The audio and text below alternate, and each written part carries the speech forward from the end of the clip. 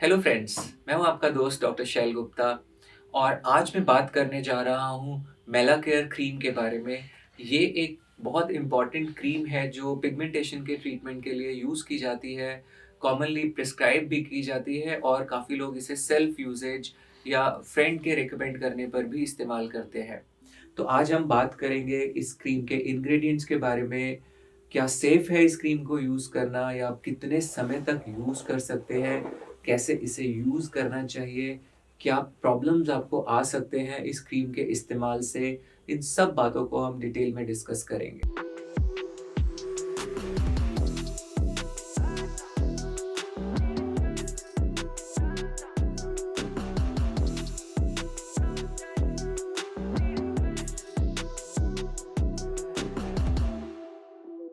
करेंगे। तो यदि आपने अभी तक हमारा चैनल सब्सक्राइब नहीं किया है तो इसे सब्सक्राइब कीजिए और बेल आइकन को प्रेस करना बिल्कुल मत भूलिएगा। ये नोटिफ़िकेशंस आप तक सारे ताकि टाइमली पहुँचे। अब अपने इस चैनल के माध्यम से हम कोशिश करते हैं कि आप तक स्किन केयर से रिलेटेड, हेयर केयर से रिलेटेड इन्फॉर्मेशन जो भी आप चाहते हैं, जो भी आपके लिए जानना फ़ायदेमंद रहेगा, वो सब आप तक पहुँचाएँ। आप कुछ भी चीज़ें जानना चाहते हैं, पूछना चाहते हैं या आप चाहते हैं कि मैं किसी विषय पर वीडियो बनाऊँ, तो आप कमेंट सेक्शन में पूछ सकते हैं या दिए गए नंबर पर कॉल कर भी बात कर सकते हैं। मैला केयर नाम के क्रीम के साथ भी हुआ जो कि बहुत पॉपुलर क्रीम बन चुकी है पिगमेंटेशन के ट्रीटमेंट का जहाँ तक सवाल है। तो इस तरह से कभी भी सेल्फ मेडिकेशन आप ना करें। अगर आपको डॉक्टर ने कोई क्रीम बताई है कुछ समय के लिए, तो आप उसे अपने आप से उस समय से ज़्यादा ड्यूरेशन के लिए बिल्कुल भी यूज़ ना करें और आप किसी और को वो क्रीम रिकमेंड भी नहीं कर सकते हैं। काफ़ी लोग हमसे पूछते हैं या कमेंट्स में पूछते हैं या वैसे सवाल करते हैं, पेशेंट्स भी आते हैं कि हमारे किसी रिलेटिव को काले निशान हैं या धब्बे हैं, तो उसके लिए क्या ये क्रीम लगाई जा सकती है? या सर प्लीज़ कोई क्रीम सजेस्ट कीजिए, यहाँ पे इस तरह से कालापन है। तो हर कालापन सेम नहीं होता, उसके पीछे बहुत सारे कारण हो सकते हैं। कोई pigmentation post inflammatory hyper pigmentation हो सकता है, कोई मेलास्मा हो सकता है, कुछ फ्रेकल्स हो सकते हैं, कुछ शायद डीपीएन हो सकते हैं, कुछ मोल्स हो सकते हैं। तो हर काली चीज़ एक जैसी नहीं है। कुछ स्किन कंडीशंस, कुछ डिजीज़ेज़ ऐसे होते हैं जिनमें कि कलर काला हो जाता है, जैसे मैक्युलर अमाइलोइडोसिस। तो हर चीज़ का जो ट्रीटमेंट होगा वो डिफरेंट होगा। आप इसको जनरलाइज़ नहीं कर सकते। तो इसीलिए अक्सर जब हमसे लोग सवाल पूछते हैं या कमेंट्स में पूछते हैं, तो हमारा जवाब यही रहता है कि आप इसको अपने किसी पास के डर्मेटोलॉजिस्ट को दिखाएँ, सलाह लें, ओपिनियन लें और उसके बाद ट्रीटमेंट शुरू करें। इस तरीके से सिर्फ़ सिम्पटम्स बता के ट्रीटमेंट करा नहीं जा सकता। यदि ऐसा होता तो फिर त्वचा रोग विशेषज्ञों की तो कोई ज़रूरत ही नहीं रहती। आप सिर्फ़ अपना सिम्पटम बताएँ और ट्रीटमेंट पालें। तो अ, ये काफ़ी खतरनाक भी साबित होता है, जैसा मैं अभी आपको इस वीडियो में डिटेल में बताने जा रहा हूँ। तो चलिए बात करते हैं मैला केयर की। मैला केयर के क्या इंग्रेडिएंट्स होते हैं? इस क्रीम के अंदर 3 इंग्रेडिएंट्स होते हैं। एक हाइड्रोक्विनोन, दूसरा मोमेटासोन और तीसरा ट्रेटिनॉइन। तो जो पहला इंग्रेडिएंट है हाइड्रोक्विनोन, ये एक बहुत लंबे समय से जो पिगमेंटेशन के क्रीम्स में यूज़ होता है, ये बहुत-बहुत समय से यूज़ होता आ रहा है। ये बेसिकली करता क्या है, तो टायरोसिनेज़ नाम का एक एंजाइम होता है जो कि मेलानिन पिगमेंट को बनाता है आपकी बॉडी में। तो ये जो हाइड्रोक्विनोन है, ये टायरोसिनेज़ को इन्हिबिट करता है जिसकी वजह से आपका पिगमेंटेशन जो बनना है, मेलानिन बनना है, वो कम हो जाता है और आपका रंग साफ होने लगता है। बहुत सारे ओवर द काउंटर प्रिपरेशंस में भी हाइड्रोक्विनोन मिलता है। अक्सर आप इस प्रिपरेशन को बहुत सारे मेडिकल क्रीम्स जो कि डॉक्टर्स प्रिस्क्राइब करते हैं, उसके अंदर भी पाएँगे। हाइड्रोक्विनोन के बाद जो दूसरा इंग्रेडिएंट है, वो इंग्रेडिएंट है मोमेटासोन जो कि एक स्टेरॉइड है। तो स्टेरॉइड का नाम सुनते ही अक्सर कुछ लोग जो कि जानते हैं इसके बारे में, उनके कान खड़े हो जाते हैं, डरते हैं और डरना चाहिए भी। बिकॉज़ उनका एंटी इन्फ्लेमेटरी एक्शन होता है, किसी भी तरीके के दाग धब्बे या निशान को बहुत जल्दी कम करते हैं। बट काफ़ी सारी प्रॉब्लम्स इनके साथ हो सकती है जिस पे मैं अभी आऊँगा। मोमेटासोन जो है ये आपके पिगमेंट को बहुत जल्दी कम करने में हेल्पफुल रहता है, बिकॉज़ एंटी इन्फ्लेमेटरी एक्शन है। तो जो तीसरा कंपोनेंट यानी कि ट्रेटिनॉइन है, जिससे कि थोड़ा ड्राइनेस होता है, रफनेस होता है, इरिटेशन होता है, ये उसको भी कुछ हद तक कम कर देता है। तो काफ़ी यूज़फुल इंग्रीडिएंट इस कॉम्बिनेशन के हिसाब से इसको डाला जाता है, बट ये मिड पोटेंसी स्टेरॉइड है, जो कि आपको काफ़ी मेजर प्रॉब्लम्स कर सकता है। तीसरा कंपोनेंट ट्रेटिनॉइन है, जो कि एक रेटिनॉइड होता है, जो स्किन को ड्राई करता है, स्किन के थोड़े फ्लेक्स उतारता है और मेडिसिन की पेनिट्रेशन को एनहांस करता है, जिससे कि थोड़ा डीपर लेवल पर मेडिसिन जाके काम करे। तो ये जो ट्रिपल कॉम्बिनेशंस होते हैं, ये काफ़ी जल्दी पिगमेंट पे फ़र्क लाना शुरू करते हैं। आपका पिगमेंट काफ़ी जल्दी कम होना शुरू हो जाता है, बट ये बिल्कुल भी सेफ़ नहीं होते हैं लॉन्ग रन में। इनके साथ आपको काफ़ी मेजर प्रॉब्लम्स हो सकते हैं, बिकॉज़ जो 2 इंग्रीडिएंट्स हैं हाइड्रोक्विनोन और स्टेरॉइड यानी कि मोमेटासोन, ये अनसेफ इंग्रीडिएंट्स हैं।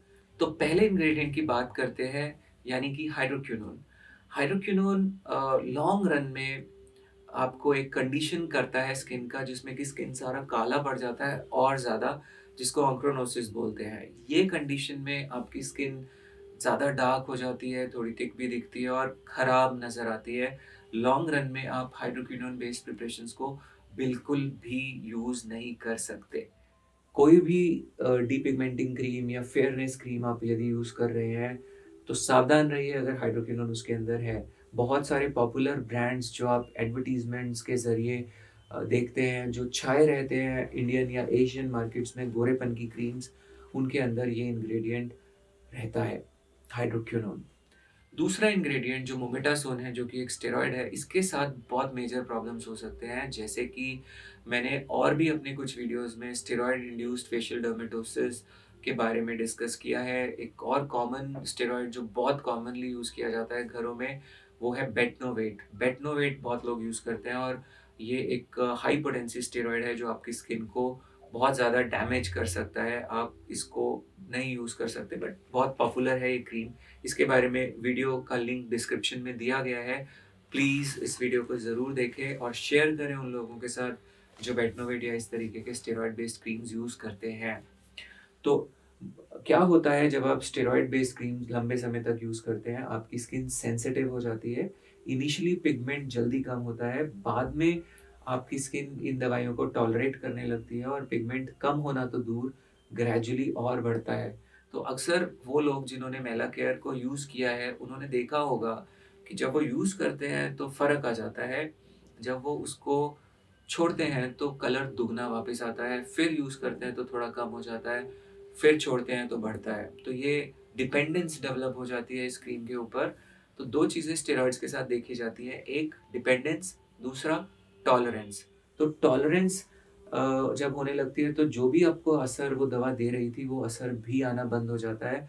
तो कुछ लोग फिर या तो स्ट्रेंथ बढ़ाते हैं स्टेरॉइड के, या फिर एप्लीकेशन का अमाउंट बढ़ाते हैं और फिर और ज़्यादा प्रॉब्लम्स में फँसते जाते हैं। तो स्टेरॉइड्स के साथ और क्या दिक्कतें आती हैं, स्किन लाल हो जाती है, आपकी स्किन पे आपको जलन हो सकती है, सेंसिटिव हो जाती है, कॉस्मेटिक्स आप यूज़ नहीं कर पाएँगे, आपको जलन होगी। आप जब भी अ, बाहर जाएँगे तो आप देखेंगे कि थोड़ा फोटो सेंसिटाइज़ हो गया है स्किन, आपको धूप सहन नहीं होगा। एनवायरमेंटल चेंजेज़ यानी कि जैसे सर्दी तेज़ पड़े या गर्मी तेज़ पड़े, आपकी स्किन बर्दाश्त नहीं कर पाएगी उसको। आपको चेहरे पर बालों का ग्रोथ आ सकता है, आपको एक्नेफॉर्म इरप्शंस यानी कि दाने आ सकते हैं चेहरे के ऊपर, आपको स्किन पे झुर्रियाँ बनती हैं, यानी कि एजिंग के साइन्स काफ़ी जल्दी और ज़्यादा दिखने शुरू हो जाते हैं जब आप स्टेरॉइड बेस्ड प्रिपरेशंस यूज़ करते हैं। जैसा कि आप इन इमेजेस में देख भी रहे हैं, ये सारे चेंजेस स्टेरॉइड के इस्तेमाल करने के वजह से स्किन पर डेवलप हुए। तीसरा कंपोनेंट जो ट्रेटिनॉइन है, उससे अ, बेसिकली आपको जलन ज़्यादा हो सकती है, खुश्की हो सकती है, बहुत-बहुत ड्राई हो सकती है। कुछ लोग जब ये दवाई लगाना शुरू करते हैं मेलाकेयर, तो इनिशियल जो इरिटेशन का पार्ट रहता है वो इसी इंग्रेडिएंट की वजह से सबसे ज़्यादा देखा जाता है। लॉन्ग रन में ट्रेटिनोइन के ऐसे कोई बहुत मेजर साइड इफ़ेक्ट्स नहीं है, बट ये दवा आपकी स्किन को फोटोसेंसिटाइज़ ज़रूर करती है।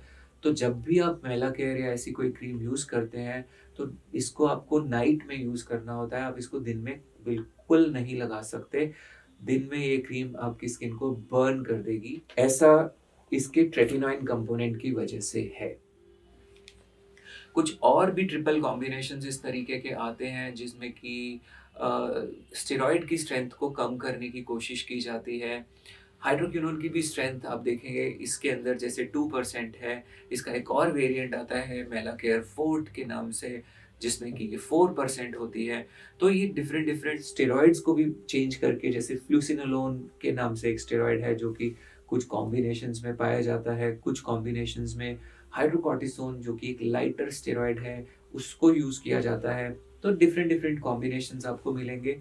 अब वो लोग जो ऑलरेडी ये दवा यूज़ कर चुके हैं और जिनकी की स्किन काफ़ी डैमेज हो चुकी है और ये सारी प्रॉब्लम्स जो उनको अब वो देख रहे हैं कि हो चुकी है, तो उन लोगों का क्या? वो कैसे इसको छुड़ाएँ? मेरी प्रैक्टिस में मैंने बहुत सारे ऐसे पेशेंट्स देखे हैं जिनको कि ये प्रॉब्लम है कि वो ये यूज़ कर चुके हैं, यही दवा या इससे मिलते-जुलते कॉम्बिनेशंस, और अब स्किन एक्सट्रीमली सेंसिटिव है और अब छोड़ते भी नहीं बनता और कंटिन्यू रखते भी नहीं बनता।